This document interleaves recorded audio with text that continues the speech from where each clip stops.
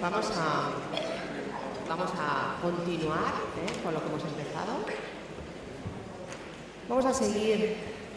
El año pasado María Toscano también estuvo, pero nos dejó así como a medio, como un chiquillo que chupa un chupachus y dice que quiero más. Entonces, pues nada, ha vuelto. Agradecidísimos porque María esté aquí. María Toscano es de formación filósofa, teóloga, y después una persona que, bueno, hablando con ella, me decía que desde pequeña ha sentido este impulso, ¿no?, de la mística, de la contemplación, de la espiritualidad, y que luego, años más tarde, pues con su marido, sí que, bueno, pues estuvieron también por todos estos caminos, ¿verdad?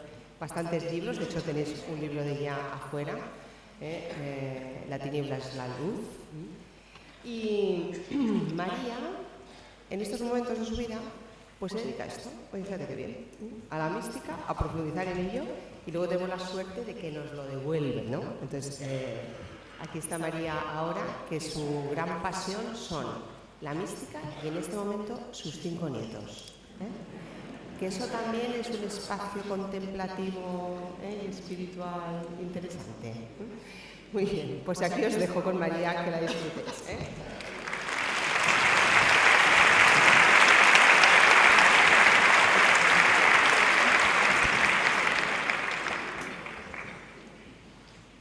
Hola, buenos días. Voy a ser capaz, no lo sé, de deciros todas las cosas que he pensado que os podían interesar y que nos hicieran entrar un poco en toda esta vida que en el fondo es la contemplación. La contemplación de por sí es ya una forma, un estilo de vida.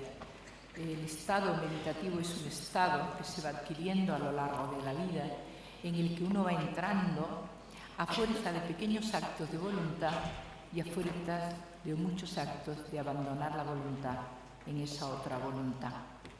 Como todo camino espiritual serio, es un camino lleno de paradojas, de contradicciones, y además que se puede expresar mal, porque la vida espiritual se expresa siempre a través de paradoja, de contradicción, de símbolo, de poesía, de arte, de aquello que no dice nada pero que dice. Hablar de contemplación es ya de por sí un oxímoron, una cosa contradictoria, porque hablamos de algo que no sabemos qué ocurre, ni por qué ocurre, ni para qué ocurre. Con lo cual, yo siempre que me siento en una sala porque alguien me pide que hable, si no, no hablo, me encuentro con que estoy hablando de algo de lo que no se sabe ni se puede en el fondo hablar.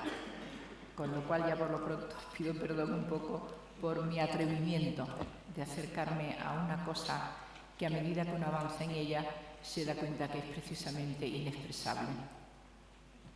Yo os doy mucho las gracias por haberme vuelto a invitar, por estar aquí con vosotros y porque me permite empezar dándome cuenta de una realidad que se nos impone, y es que en un mundo donde la ausencia de la experiencia de lo divino es precisamente la experiencia que hay, hoy la experiencia que tenemos es la no experiencia, y donde la ausencia de Dios es precisamente el sentir que Él está ausente, nos encontramos que en medio de esta especie de oscuridad cultural hay una luz inmensa, un deseo, una nostalgia. La palabra nostalgia puede tener un sentido un poco morboso, negativo, nostálgico del pasado, nostálgico de lo que no fue. No. Aquí la nostalgia se convierte en un sujeto del hombre interior. La nostalgia nos mantiene vivos porque tenemos nostalgia de aquello que alguna vez hemos conocido, de lo que sabemos, pero que sabemos ahora que no sabemos. La nostalgia nos mantiene en un estado continuo de deseo, de tensión hacia adelante, en una expectasis. Gregorio de Nisa habla de la expectasis como el intento de la subida al Sinaí, ¿verdad? Esa subida que se hace dura y tremenda, pero a la vez no puedes dejar de subir. ¿Por qué? Porque Dios está al fondo de ese camino del Sinaí. Estás buscando una cosa que sabes que está, pero que no lo ves. Y además cuando lo ves de espaldas. A Dios siempre lo vemos de espaldas. Con lo cual la expectasis es un deseo, algo que nutre nuestra alma, nuestra necesidad de ser y que nos hace avanzar. Y nos hace avanzar en todas las direcciones honestas del hombre interior. En nosotros hay un hombre exterior, bullicioso, el que trabaja, el que transmite, el que habla, el que vive, pero hay un hombre interior, hay esa cosa, esa realidad última, ese tesoro escondido, esa perla, eso que está dentro de nosotros y que en el fondo se mantiene límpido, como un lago siempre límpido, siempre terso, siempre transparente. Entre ese hombre interior, ese ser interior que nos sustenta y esta cosa que representamos en la historia y en el tiempo que nos ha tocado vivir, somos seres espaciotemporales. Vivimos en un tiempo determinado, en un espacio determinado, en un entorno determinado, en una circunstancia determinada. Y es precisamente ahí donde hemos de florecer, donde hemos de saber que ese hombre interior que está en el fondo de nosotros mismos va a salir. Tauler decía que hay un fondo último del hombre, en cuya mirada hay una mirada en ese hombre, que aunque él no lo sepa, va dirigido siempre al misterio de Dios. Esa mirada interna nos dirige a ese gran misterio, ese misterio último. De hecho, estamos enfocados desde el fondo de nuestro propio ser a ese misterio. A veces no lo sabemos. No somos conscientes de esa realidad última. Somos seres tan contradictorios, somos seres tan complejos, que nos cuesta darnos cuenta de las dimensiones. Para muchos otros lechos teológicos se habla de estados, de modos, de maneras de estar en la vida espiritual. Y también en nuestra larga tradición cristiana, muy rica en el tema de oración y de meditación, como se nos ha dicho antes, ha habido escalas, momentos, situaciones que nos van llegando. Y esa llegada no es siempre hacia arriba, sino hacia adentro. Hay un proceso de interiorización.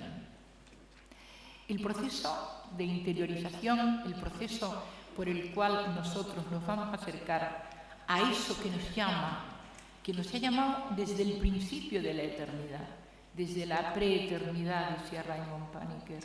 Hemos sido llamados desde la preeternidad y hemos sido llamados por nuestro nombre. Y nuestro nombre es aquel que está inscrito dentro de nosotros mismos, a lo que nosotros respondemos, a lo que somos llamados a ser. Quizá incluso la vida, y esto lo he repetido más veces, no es más que la construcción de nuestro propio nombre. Es contestando a la llamada del nombre, construimos nuestra vida. Nuestra vida es una lenta construcción de ese nombre que somos. Somos sidos, somos ya sidos. Lo que tenemos que hacer es dar realidad a eso que ya somos sidos, a eso que somos. En la tradición cristiana se habla del Dios inmanente, pero en todos los hechos teológicos se habla de ese fondo último, de ese fondo inescrutable en el que suceden las mejores cosas, donde suceden las cosas que a veces no nos damos cuenta y que hacen y constituyen lo que somos, el verdadero ser de lo que somos. La oración es la forma en que todos los hechos teológicos han intentado saltar el puente, crear el puente, no solo entre esta realidad que percibimos más o menos, esta cosa que somos exteriorizada y esa otra cosa, ese otro, que es lo incomprensible, inescrutable, incomprensible, inasible, y nosotros, sino que también es el puente por el que nos unimos precisamente a ese Dios inmanente que está en nosotros. Se trata de unir esas dos realidades que se llaman, que claman la una por la otra, un abismo que llama a otro abismo, dice el Salmo, y nosotros hemos inventado, no sé si le hemos inventado nosotros o nos lo han inspirado, a veces no sabemos distinguir entre lo que es inspiración y lo que sale de nosotros mismos, a través de esa cosa gigante, inmensa, que envuelve la realidad que se llama el espíritu. Por lo tanto, el espíritu ha hecho surgir eso que llamamos la oración. Orare, os oris, en griego, es boca. Orare, exhalar por la boca, aspirar por la boca. Somos una exhalación salidos de Dios. Somos una exhalación de Dios cuando nos nombra. La oración lo que hace es repetir esa exhalación en minúscula. Orare, exhalar, inspirar, expirar, del Dios inmanente al Dios trascendente, de lo que tenemos dentro a lo que está fuera y que acaba siendo, al final, evidentemente, la misma cosa. Orar es, por lo tanto, ponernos en contacto con toda esa realidad que nos envuelve, nos abraza, nos apretuja y nos define. Orar es ponerse ante uno mismo. Y aparece todo el proceso de interiorización, de recogimiento, que es una palabra tan bonita, ¿verdad? Recogimiento es una palabra española, de la mística española del siglo XVI. Mi abuela lo repetía muchísimo, recogimiento. Recogerse dentro de uno mismo, recoger lo que uno quiera ser para que todas las potencias exteriores estén fuera. Voy a buscar un texto que, como sabéis, yo soy luego muy mala encontrando los textos que he preparado, pero porque es muy bonito el acto de cómo se explica el recogimiento y que me interesa que lo leamos.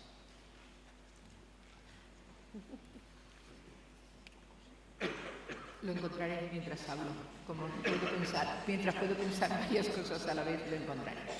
El recogimiento y la vida interior nos lleva a esa forma que tenemos nosotros de intimar con la presencia que hay en nosotros desde siempre. Esa imagen en nuestras entrañas dibujada, esa especie de marca de la que no podemos huir, de esa parte esencial de nosotros mismos, que somos lo que hemos sido y que lo que hace con la oración y con la contemplación es desvelarse. Por eso es tan importante el proceso de desvelamiento en el proceso contemplativo, porque el desvelamiento es un ir quitando velos, no solo hacia adentro de lo que nosotros queremos desvelar, sino hacia afuera. Es un doble desvelamiento. Por eso el hombre perfecto es el hombre desnudo, el hombre que ya no está velado por nada, donde ha alcanzado la transparencia. Para alcanzar la transparencia hace falta todo un proceso interior en el que el hombre va desvelándose, desnudándose. En realidad, esa es la verdadera pobreza. A veces hablamos de la pobreza espiritual de una manera un poco superficial, prescindir de cosas. Y no es solo, evidentemente, prescindir de todo aquello que sobra, pues es de mal gusto incluso. No tener tanta cosa como nos rodea, tanta cantidad de cosas inútiles, por supuesto. Esa es la primera parte, desprendernos de cosas inútiles, desprendernos de la necesidad que tenemos de cosas inútiles, que es lo más duro.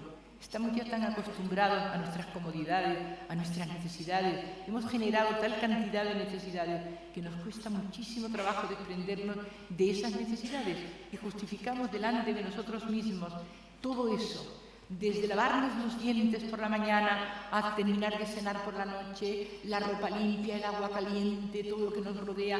Estamos tan acostumbrados que hemos llegado a creer que es una cosa absolutamente esencial para la vida. Y un buen ejercicio de pobreza sería aprender a saber que eso es un lujo absolutamente grande, que vivimos con menos de la mitad de lo que tenemos y que vivir significa vivir desde el hombre interior y que el hombre interior no necesita. Pero esa parte de la pobreza, que parece que la entendemos bastante bien, nos choca o nos dificulta entender la verdadera pobreza, que es desprendernos de lo que creemos que somos. Cuando nos aferramos a lo que somos, entonces dificultamos todo el acceso al hombre interior, porque hemos construido una imagen de nosotros mismos en la que entra muchísimo la opinión de los demás, la forma de cómo nos ven los demás, el éxito, o más o menos, en el trabajo, o en la vida, o en mi carácter, o en mi propia simpatía. Ir desprendiéndonos de esta segunda fase, es decir, no ya de las cosas materiales, sino de todo eso, supone un proceso ascético. La ascesis no es darse golpes en la espalda con un látigo, ni la ascesis es hacer cosas extrañas de necesidad. La ascesis es admitir con humildad nuestra verdad. Y nuestra verdad es que somos humildes, pequeños, completamente vulnerables y que tenemos que saber admitir en nosotros mismos esa vulnerabilidad, esa pequeñez, eso que nos hace tan pequeños y que nos hace que tener que estar continuo y absolutamente agradecidos. Por eso la pobreza es todo un proceso de depuración en la vida espiritual, parte de lo exterior, pero hay que llegar a la pobreza del interior. Oh pobreza, fuente de riqueza. La fuente de riqueza es tu verdadera riqueza, ir sabiendo que todo te sobra y que empezando porque hay muchas cosas de ti mismo que te sobran porque no puedes identificarte con esa parte de ti que eres tú o que tú crees que eres tú. Pero cuando llegamos al fondo, cuando llegamos verdaderamente a lo que los grandes místicos llaman la verdadera pobreza o desnudamiento espiritual, es cuando tenemos que renunciar a la idea de Dios. Hay que vivir sin esa idea de Dios que nos hemos construido. Eso es muy duro. Pacomio, del siglo II, decía, tenemos que saber aprender a vivir en el infierno. Es decir, la idea de Dios que nosotros hemos construido, somos incapaces de quitarla de en medio. Eckhart decía, hay que dejar que Dios sea Dios, que Dios sea Dios. Y realmente nos cuesta tanto trabajo ir desnudándonos a vivir en ese vacío, como decía Juan de la Cruz, y en la subida del monte nada, nada, nada, nada, y al llegar a la cima, nada. Y eso, que es la pura vivencia interna del místico que avanza por ese camino de despojamiento, de pobreza, es la que te lleva a darte cuenta que ese lago interior que está en ti desde toda la eternidad, pulido y limpio y ya transparente por todo el proceso de purificación de la pobreza, puede unirse al inmenso mar, al océano infinito que significa la divinidad. Cuando ya no haya entre uno y otro ningún velo, cuando estemos desvelados, cuando estemos desnudos, alcanzaremos la unión del agua que todo lo puede, el agua vivificante del Espíritu. Por lo tanto, la primera parte de la vida espiritual es ponerse ante sí mismo, interiorizar y buscar esos caminos, esos vericuetos que nos llevan al desnudamiento, a la pobreza, a la singularidad. Cada uno de nosotros vive esto de una manera. No está hecho un camino para todos. Hemos sido llamados por un nombre, por nuestro nombre, y nuestro nombre único, el nombre con que se nos ha pensado desde toda la eternidad, es único y la tarea de nuestra vida es realizar el nombre. La tarea de nuestra vida es realizar aquello para lo que hemos sido llamados. Y lo primero que se nos pide, como toda la gran contradicción, es desnudarnos de lo que somos, desnudarnos de este otro nombre, de esta otra cosa que somos aquí. Así que orar en profundidad es ponerse ante uno mismo. Pero orar es también orar ante la naturaleza. La naturaleza es la epifanía de Dios. La naturaleza es la mostración. Para los sufíes la naturaleza es el aspecto creador de Dios en su esplendor, en su totalidad, aun cuando es terrible, inmensa, fuerte. La naturaleza muestra esos aspectos de la divinidad. Es el cuerpo de Dios, diríamos. Ya Newton habló de esto, sensorium Dei, decía Newton, sensorium Dei. Entonces, la oración es también ponerse ante la naturaleza, ponerse en el sentido de estar presente, de estar con la mirada presente, con la mirada en esa realidad que se muestra tal cual es cuando no ensuciamos nuestra propia mirada y no podemos mirar sino con la mirada ya sucia nuestra, pues entonces no vemos lo que tenemos que ver. Pero si al limpiar la mirada, y estoy hablando del hombre interiorizado que se ha despojado, empobrecido y limpiado y desnudado, lo primero que queda desnudo es la mirada. Y al desnudar la mirada uno mira, ve, y entonces ve. Entonces ve porque solo los limpios de corazón verán a Dios. La limpieza es una limpieza en profundidad, de no tener intención, de no querer nada, de no pretender nada, de saber que no se sabe nada, de buscar con limpieza lo que la realidad nos muestre tal cual, sin ninguna otra afectación. Y en la naturaleza podemos ver a Dios en todas sus manifestaciones. Ya San Buenaventura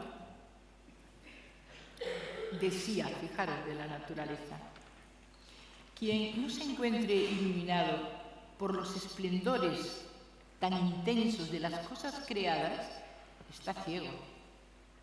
Quien no se despierte ante los clamores, por ejemplo, del río Ebro esta mañana, está sordo. Quien no se vea estimulado por todas estas cosas a alabar a Dios, está mudo.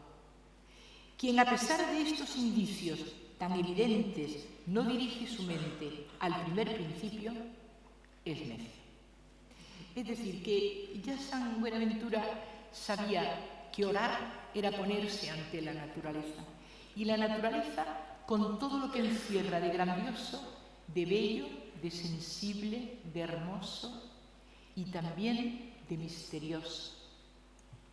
Fijaros, hacer arte es hacer oración y hacer ciencia es hacer oración. La pena es que muchas veces que los que hacen arte y hacen ciencia no lo saben. Están ante un proceso de una realidad que les absorbe, de hecho les absorbe su entendimiento, su comprensión, sus horas de trabajo, sin darse cuenta que lo que están es acercándose a un aspecto del misterio, a un aspecto del misterio. Así que orar es ponerse ante uno mismo, orar es ponerse ante la naturaleza. Pero orar es ponerse ante el misterio de Dios. El misterio de Dios no sabemos lo que es. Es algo que sobrecoge, que nos atrae, que nos espanta, que nos fascina. Hay una fascinación por ese misterio que intuimos, y lo intuimos porque lo tenemos dentro, porque si no tuviéramos dentro algo, no seríamos capaces de intuirlo, no seríamos capaces de pensarlo, no seríamos capaces de buscarlo. Lo buscamos porque hemos sido llamados, si no, no lo buscaríamos. o incluso porque lo hemos encontrado, si no tampoco lo buscaríamos. Los seres de la naturaleza, desde un rinoceronte a una hormiga, a una ameba, constituyen la naturaleza, están dentro de ella, viven en ella, viven la primera inocencia, viven lo que son, y son lo que son siendo, y nada más, y no se le pide que hagan nada más, y no tienen por qué reflexionar, pensar, ordenar, cambiar el mundo, nada de eso. Pero el hombre es un ser raro, somos extraños, hemos dado un salto. La humanidad ha dado de repente un salto, y en ese salto ha alejado el mundo, lo tiene ahí enfrente. La naturaleza se ha colocado como escenario, y él en el escenario de la naturaleza, y se ve como dos, y se ve como dos. Y al verse como dos, piensa la naturaleza, entiende la naturaleza, quiere comprenderla, y desde luego la transforma, la desfigura, también la ama. Ser un gato o un rinoceronte es bastante más fácil que ser un ser humano, porque ellos viven, y viven dentro de la naturaleza siendo naturaleza y siendo lo que ya son, y siendo lo que van a ser. Pero el ser humano, al romper, eso es lo que en muchas tradiciones se llama el pecado original, la ruptura, el hiato que hemos establecido entre esa cosa y yo, me convierte en un ser consciente y autoconsciente. No solo sé, sino que sé, y como sé que tengo delante de mí un misterio, algo que no es solo descifrable, como los misterios con minúscula, sino que hay un misterio con mayúscula que envuelve al misterio con minúscula, que es indescifrable. Y el hombre está ahí entre esas dos realidades. Raymond también hablaba de recuperar la segunda inocencia. La segunda inocencia es volver a mirar el mundo con la limpieza de la que hablábamos antes. Si somos capaces de volver a empezar y a través de un largo proceso de purificación, mirar el mundo, la realidad, esa cosa que tengo ahí, la naturaleza, con esa limpieza, acabaré viendo que la naturaleza está viva, llena de vida, llena de realidad, y que muestra los esplendores de la divinidad, y que el gran privilegio del ser humano es darse cuenta de esa realidad. Nosotros deberíamos estar dando gracias continuamente, solamente por ser conscientes de darnos cuenta de eso que tenemos delante como una realidad. Ellos no pueden hacerlo, pero nosotros podemos hacerlo por ellos. El rinoceronte no da gracias siendo, y la ameba tampoco, pero yo que veo a los dos, puedo en su nombre no solo dar las gracias, sino vivir la naturaleza como una experiencia de realidad. Y entonces se rompe esta contradicción que voy a decir, la ruptura que había entre naturaleza y hombre, y se crea otra vez un lazo de unión. Las grandes liturgias, los grandes cantos y bailes del Dharma, son cantos y bailes que lo que hacen es restablecer la unidad perdida, volver a la unidad perdida con la naturaleza, recuperar la naturaleza en el esplendor de lo que es a través del hombre, que le da su dignidad con su mirada. Es nuestra mirada la que la dignifica, y es cuando somos conscientes de su grandeza, no solo nos hace grande a nosotros, sino que nuestra mirada hace grande la naturaleza. Y eso es la otra parte de la oración. Y el misterio de Dios aparece como algo tan fascinante, tan atractivo, tan lejano, tan extraño, tan incomprensible, que muchas veces no nos atrevemos desde nuestra pequeñez. Y sin embargo, decía Ireneo de León, la fuente está deseando ser bebida. La fuente está ahí para ser bebida. La fuente es la que provoca nuestra sed. Es la sed la que nos mueve a ponernos en camino. Y como diría Juan de la Cruz, ¿verdad? Solo la fe os alumbra. Aunque bien sé yo la fonte que emana y corre. Yo sé la fonte, lo sé porque lo he sabido siempre, porque es una sabiduría eterna que está en nosotros. Sabemos que está la fuente. El problema es ponerse en camino y hacerlo en la noche, en la oscuridad. Por eso los claroscuros de la vida espiritual son complejos. Por una parte, el entusiasmo, la necesidad de empezar, la luz que brilla y que te atrae, la atracción de aquello que es el misterio. Y por otra parte, cuando inicias el camino, la oscuridad y la noche que te dejan atrapados en el desconcierto. Ambas cosas forman parte del camino, ambas cosas son imprescindibles para el camino, para encontrarse con el misterio de Dios. Por lo tanto, orar es una cosa compleja y a la vez simple. Simple porque está dentro de la propia naturaleza, en la propia esencia del hombre. En la propia esencia está en nosotros el hecho de orar, de ponernos, en este sentido de ponernos que hemos explicado aquí, ante nosotros, ante la naturaleza y ante Dios. Hay una copla de Juan de la Cruz, hay mil cosas de Juan de la Cruz, que ya solo una de ellas pues, merecería la pena una reflexión aquí. Hay una coplita de San Juan de la Cruz muy fácil, ¿no? Que es: olvido de lo creado, memoria del Creador, atención a lo interior y estarse amando al amado.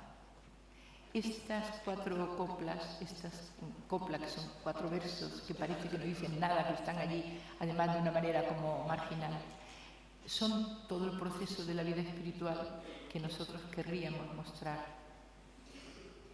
Olvidarse de lo criado no es olvidarse de la belleza de la naturaleza. Si hay alguien que habla de las montañas y de la sonoridad y de los valles, es Juan de la Cruz, y de la hermosura. No se refiere a eso. Olvidarse de lo criado quiere decir no poner tu atención y tu intención en lo que no es Él. Esta es otra de las grandes enseñanzas de todos los místicos de todos los tiempos. No fijarse en nada que no sea Él. Solo Dios basta. Y esto es la primera de las enseñanzas del camino espiritual. Lo demás está ahí para tu uso. No es que haya que despreciar el mundo, nada de eso. Hay que usarlo, entenderlo, comprenderlo y amarlo. Pero el olvido de lo creado quiere decir que no ocupe tu intención, que no ocupe tu atención. Olvido de lo creado. Memoria del Creador. Cada cosa de lo creado debe de llevarte automáticamente a la memoria del Creador. Automáticamente. Y en el fondo lo hacemos. Cuando vemos la hormiga esa que decía antes Ana andando, y vemos el caracol, y vemos la belleza de una vid llena de... Es preciosa una vid llena... El racimo, son preciosas las formas. Cuando uno goza de la belleza de lo más insignificante, de un palito en el camino, de una florecita que ha crecido en medio del asfalto. ¿Os habéis dado cuenta que muchas veces en las carreteras hay una ruptura en la carretera y aparecen 2 florecitas amarillas que uno piensa, ¿quién ha puesto ahí esas 2 florecitas amarillas en medio del asfalto roto? Olvido de lo criado te lleva automáticamente a la memoria del Creador. Cada cosa en la atmósfera contemplativa que el místico y el contemplativo crean a su alrededor y van creando a lo largo de su vida espiritual, de su camino espiritual, todo se convierte en significante. La memoria del Creador nace de manera casi natural, espontánea. Todo nace de forma espontánea. Te acuerdas, rememoras, ves, vives en el recuerdo continuo. Los sufíes dicen que somos el pueblo del recuerdo. Yo diría, es que no te queda más remedio que acordarte. Es que es un recuerdo continuo de su belleza, de su abundancia, de su inmensidad, de ese derroche de vida que tiene cualquier cosa. Hemos venido paseando al lado del río. ¡Qué derroche de plantas, de ruidos, de pájaros, de cisnes, de patos! ¡Qué derroche, qué derroche! ¡Qué derroche! Solamente para que lo vea yo un ratito, 20 minutos por la mañana. ¿Qué derroche? El derroche de la vida de lo criado te lleva automáticamente a la presencia del Creador. Atención a lo interior. Es el tercer verso de la copla. Es lo que hemos dicho. La interiorización, el recogimiento, el ahondamiento, el ahondar hasta llegar a la cámara nupcial de Teresa, donde se encuentran el sirviente y el príncipe, que diría Matilde de Magdeburgo, donde se unen el agua con el vino. Toda intención de buscar lo interior es buscar la unión última y definitiva de esa realidad. Y, puntos suspensivos, estarse amando al amado. Ese es el final último de toda vida espiritual. Estarse amando al amado. Cuando no tengáis otra cosa que hacer, repetir eso de estarse amando al amado. En cada instante, en cada momento del día, estarse amando al amado. Estarse, eso que tenemos en español, esa clara distinción del ser y el estar. Aquí el estar tiene un matiz especial. Estar siendo en ese momento lo único que tienes que ser, amando al amado. Estarse amando al amado. Y yo creo que es el final del proceso de la vida espiritual. Por lo tanto, en la vida espiritual tenemos un proceso de búsqueda, un proceso de limpieza, de desvelamiento, de pobreza, de desnudez, sin el cual es imposible. Un momento de encuentro, y todo eso sazonado con una gran cantidad de duda y de oscuridad. Todo eso sazonado con una gran cantidad a veces de falta de discernimiento, y se sufre mucho con la falta de discernimiento.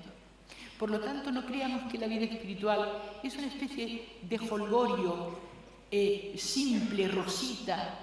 No, la vida espiritual es suficientemente seria, suficientemente profunda, suficientemente necesaria para que las noches, las oscuridades, le den el tono necesario para encontrar su pondus, es decir, su peso, su fundamento, su realidad. Y por último, me voy a extender un poco en un texto de Madeleine Lebrel, porque resume mucho lo que yo quería contaros este rato, y que responde mucho a lo que sería, por una parte, el tema de la voluntad, en que ya no hay voluntad. A mí me encanta esa oración de Ignacio de Loyola, ¿no? Tomar, Señor, y recibir toda mi voluntad, mi memoria, entendimiento, todo mi haber y tu ser. Vos me lo disteis, a vos al Señor lo torno, todo es vuestro. Disponed de ello según vuestra voluntad, que a mí, vuestro amor y gracia, eso me basta. Esta es otra oración que ella en sí misma expresa lo que es todo el camino espiritual, y lo expresa completamente. Pues el tema de la voluntad, que es un tema tan complejo también en el tema de las potencias, que es un tema estudiadísimo por los místicos, qué papel juegan, ¿no? Pues yo creo que a la voluntad le queda el único papel, que es el de la rendición total de la voluntad. Rendirse a la voluntad última y definitiva, que no es nada fácil. Por eso, y permitirme esta pequeña digregación, cuando ahora se habla tanto del ego, de no tener ego, yo me enfado mucho. Claro que hay que tener ego. Hay que tener una personalidad, un yo, porque para poder someterse al yo del otro, hay primero que tener un yo que someter. Si lo que eres un débil, una persona sin hacer, una persona sin fundamento, una persona aguada, ¿qué es lo que vas a ofrecer? Claro que hay que tener un ego, claro que hay que tener un yo. Primero hay que formar y robustecer la personalidad, robustecer lo que soy, lo que yo soy aquí, en este momento, por pequeño que sea, para poder ofrecer en su momento el rendimiento. Cuando uno rinde una ciudadela, tiene que ser porque la ciudadela merece la pena. Si no, ¿quién va a querer una ciudadela que no merece la pena? Rendirse a la voluntad implica que yo someto mi voluntad con minúscula a esa voluntad con mayúscula, creando eso que se llama el estado teopático, que es un fluir, un continuo fluir de la vida divina. El estado teopático es vivir dentro de la vida divina. Tengo que decir que la mayoría de la gente que vive en estado teopático no lo sabe. Esa es la gran prueba de que está dentro de la vida de Dios. Pero voy a leer este texto de Madeleine Lebrel con el que yo quiero pararme un rato, porque creo que resumiría de alguna forma todo lo que queremos decir. Si estuviéramos contentos de ti, Señor, no podríamos resistir la necesidad de danzar. Fijaros, la alegría es una de las grandes, o si queréis, la gran muestra del Espíritu Santo. La presencia del Espíritu es ligereza, y la alegría implica ligereza, liviandad. Te puedes levantar del suelo. Cuando uno está alegre parece que no pisa, va pisando con la punta de los pies. La alegría significa estar en un estado de liviandad espiritual. Si estuviéramos contentos de ti, Señor, no podríamos resistir la necesidad de danzar. Y llegaríamos a adivinar qué danza es la que te gusta. Fijaros que hemos hablado del discernimiento. ¿Qué danza es la que te gusta a ti? ¿Qué quieres que dance yo contigo? ¿Cuál es la danza de mi vida que tengo que hacer contigo? Ese es el discernimiento, esa es la pregunta fundamental. Y llegaríamos a adivinar qué danza es la que te gusta. Hacernos danzar siguiendo los pasos de tu providencia. Es decir, que en cada uno de nosotros los pasos de la danza son distintos. Y los pasos de la danza están marcados por el paso que Él nos marca. Yo no sé bailar en absoluto, pero siempre he oído que los buenos bailarines lo que hacen es que uno de los dos marca el paso y el otro sigue el paso del que lo marca, ¿verdad? Él marca nuestro paso y nuestra danza sería adecuarnos a la danza. También hay una lectura oriental que dice que Él es el danzarín y la danza y la música, ¿verdad? Pues aquí ella lo que está diciendo es adoptemos el paso de la danza. Pues tú ya debes estar cansado, Harold, esto me encantó, de gente que quiere servirte como capitanes, de gente que quiere conocerte con ínfulas de profesor, o bien alcanzarte a través de reglas, o de amarte como se ama un viejo matrimonio. Este párrafo es buenísimo, porque es verdad, a veces creemos que hay que conquistar a Dios a base de espada, no solo de espada física, que es una conquista, que es una guerra, que es una lucha, y a veces la conquista del amor se produce por procedimientos muy distintos, con un sometimiento, entendiendo la palabra sometimiento, en el sentido verdadero, es decir, aceptar la voluntad del otro, no es una conquista.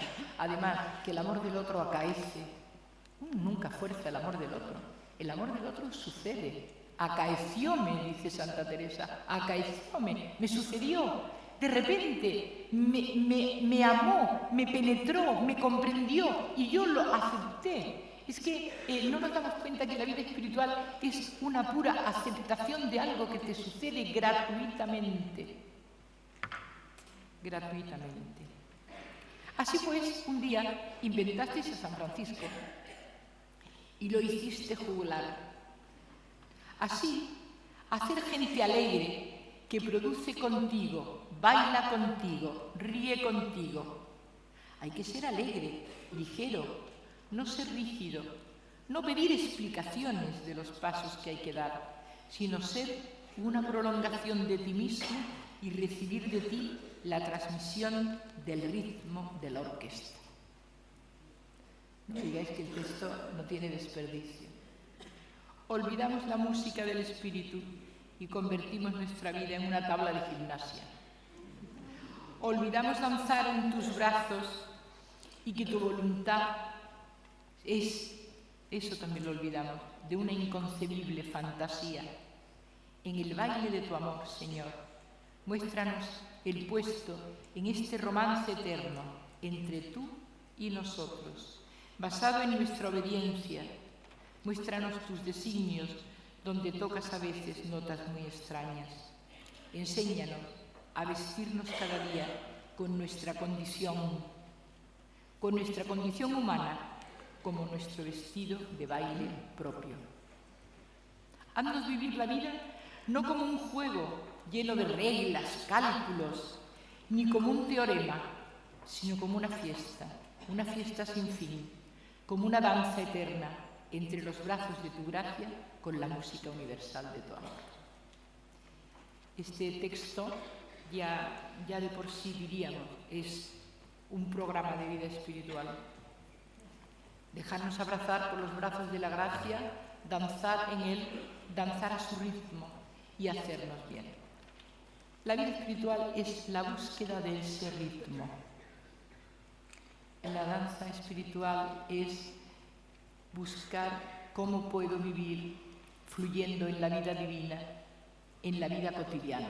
La cotidianidad de la vida, ¿no? Rahner habló mucho de la mística de la vida cotidiana, de cómo es en la vida cotidiana donde el hombre ha de buscar los pasos de su danza. Y la vida, que es bastante maestra de uno mismo, cuando uno la sabe oír, nos va mostrando qué cosas debemos de hacer, qué cosas debemos de decir y qué cosas se nos pide. Porque muchas veces creemos que somos los que tenemos que estar pidiendo de la vida, y muchas veces lo que es pensar qué nos pide la vida a nosotros, qué es lo que la vida nos está pidiendo. Nos pasamos la vida pidiendo y no. Voy a leer todo lo que se me ha ocurrido como conclusión de lo que hemos dicho, porque en todo lo que hemos dicho hay una serie de conclusiones, de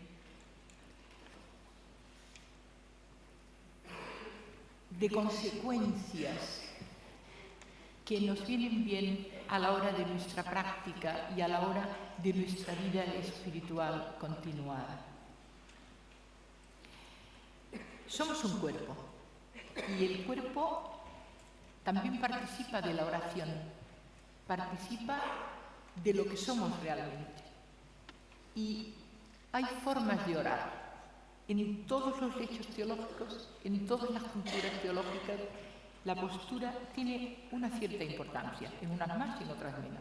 Y las posturas son de lo más diverso, desde rezar de pie con las manos en alto, como hacían los judíos, desde las grandes postraciones que se hacen en el mundo tibetano, una postración detrás de otra postración, desde estar de rodillas, desde estar sentado en un banquito. La postura lo que implica es simplemente el respeto que el cuerpo tiene, primero, que tiene que tener ante lo que hace, y el respeto que nosotros le debemos a nuestro propio cuerpo cuando está orando. Es un respeto doble. Nuestro cuerpo cuando ora es sagrado, es siempre sagrado. Cuando ora es el momento consciente, por lo tanto es una actitud de respeto hacia lo que se hace y lo que hace. La postura es importante, cuidar la postura. El tiempo, somos temporales. Dedicar un tiempo a la oración. El tiempo de la oración es un tiempo en que pone un paréntesis en el pasado y en el futuro para que en ese instante estemos en el aquí y en el ahora. Estar en el aquí y en el ahora significa vivir lo que yo soy en este momento, siendo lo que tengo que ser y en una actitud de apertura a eso otro que no soy yo. Muchas veces este rato de oración del aquí y del ahora simplemente es un tomar conciencia de que estoy y soy esa realidad frente y envuelta por una realidad que me supera, que es la trascendencia, se le llame como se le llame. Simplemente tomando conciencia de esta realidad hacemos oración.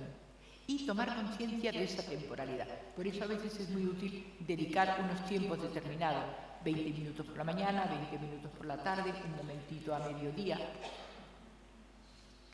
La postura es importante, el tiempo, el lugar.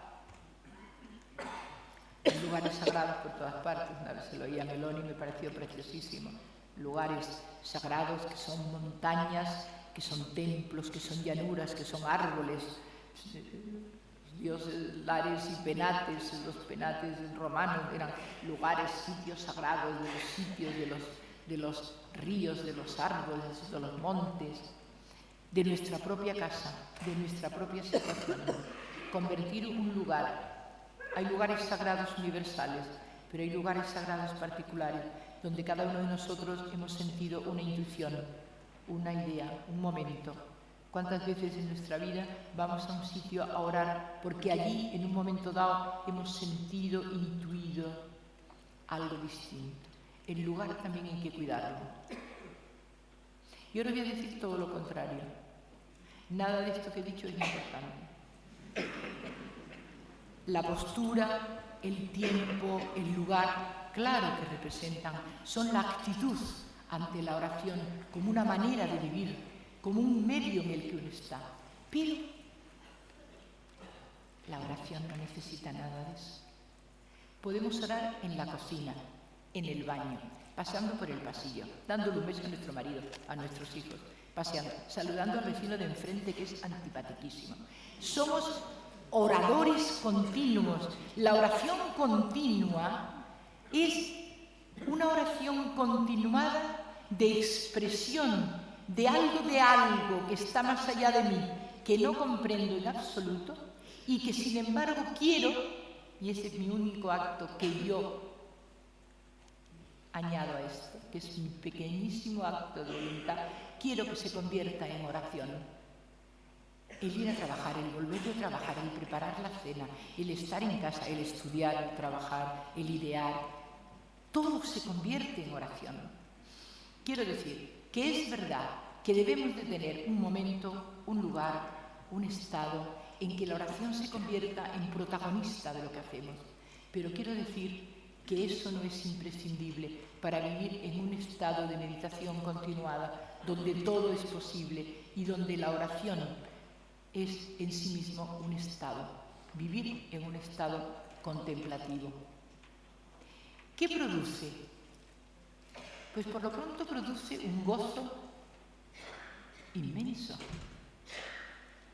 ¿Nos ha saltado muchas veces de repente un gozo, una alegría inexplicable que dura un segundo, un vislumbre? Hay una alegría inmensa. De repente hay una alegría, algo que te llena el corazón, que te llena la vida. Hay que pararse en la calle de repente un momento, para respirar de alegría, de gozo, el gozo inmenso, la fruición inmensa de la vida que está en ti. Esa es una de las consecuencias de la oración. Una lucidez extraña. Aparece de repente una manera de ver las cosas lúcida, como si estuvieran iluminadas. En la Iglesia oriental es muy conocida cómo los santos orientales se iluminan. Y se iluminan, se les ve la luz. Hay un texto precioso de Serafín de Sarov, del siglo XIX, que fueron a verlo, irradiaba de tal manera luz que no se le podía mirar. No se le podía mirar porque la cara de Serafín, además que nombre, ¿verdad? Serafín, aquellos que arden en el amor de Dios.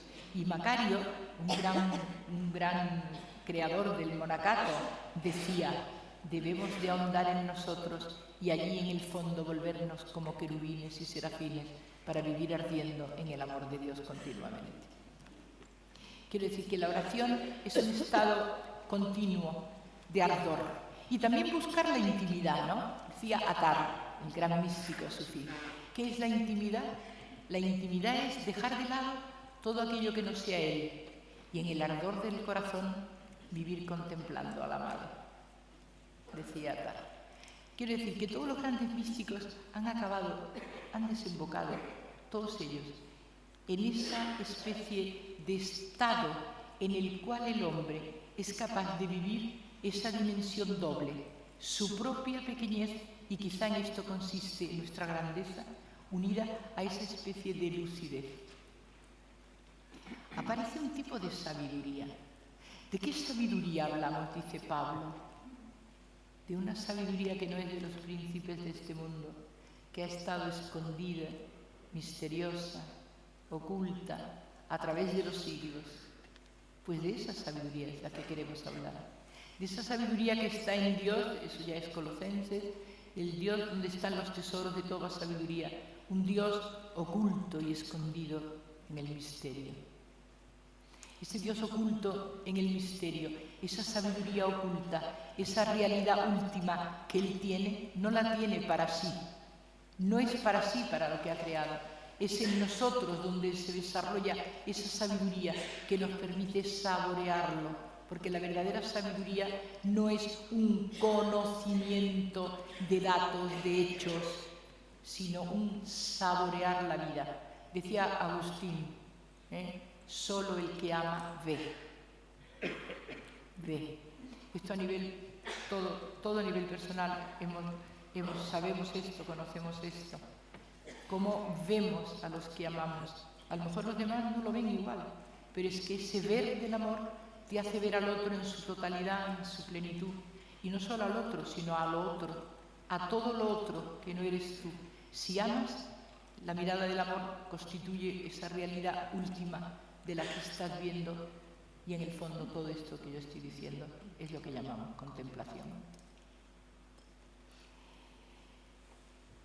Hay como consecuencia de todo el proceso una transparencia que viene de la presencia continuada. Como yo creo que es Malaquías que dice, Él se comportará como el bruñidor de plata. Él se comportará contigo como bruñidor de plata. Es decir, bruñe continuamente hasta que la plata se convierte en un espejo, ¿no? El espejo de devolverte la mirada, de pulir la mirada limpia y perfecta. El pulimento es que lo hace Él, pero lo hace en ti. Y lo hace en ti porque tú te dejas que lo haga en ti. Con lo cual se da esa doble realidad que hemos estado hablando todo el tiempo, esa dialéctica entre lo que recibo de Él y lo que yo me dejo recibir. Despiértate, hija mía. El Rey se ha enamorado de tu hermosura. O desde las entrañas de mi madre me llamó. Somos llamados, somos pulidos, somos atraídos, somos transformados, convertidos en transparencia con la aquiescencia nuestra. Debemos desarrollar, por lo tanto, todas aquellas condiciones necesarias para que esto se produzca.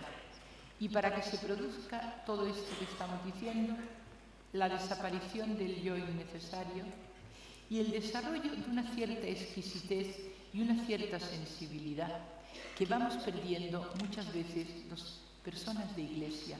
Y ahora me refiero a instituciones. ¿Cuántas veces somos bruscos, duros, secos, cortantes, inútilmente además? Hemos olvidado la sensibilidad que produce la presencia del Espíritu. Volver a la elegancia del Espíritu, volver a la elegancia de la sensibilidad de la persona que vive plenamente en Dios, continuamente en Dios.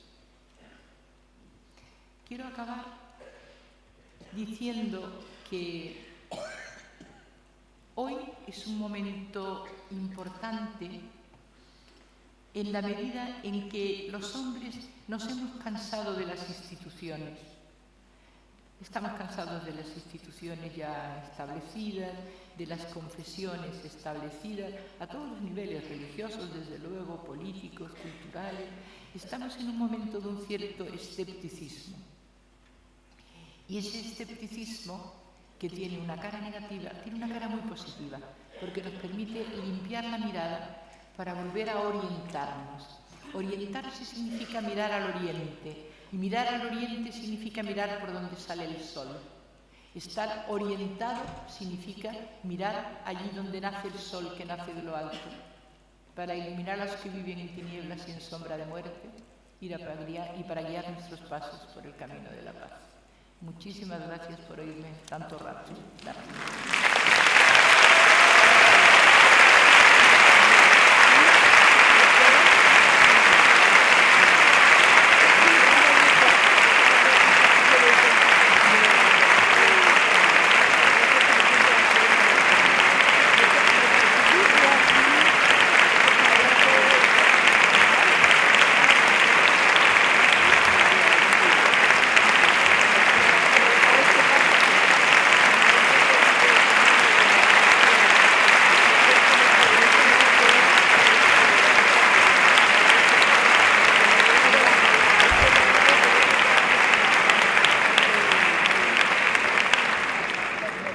Qué placer, ¿verdad?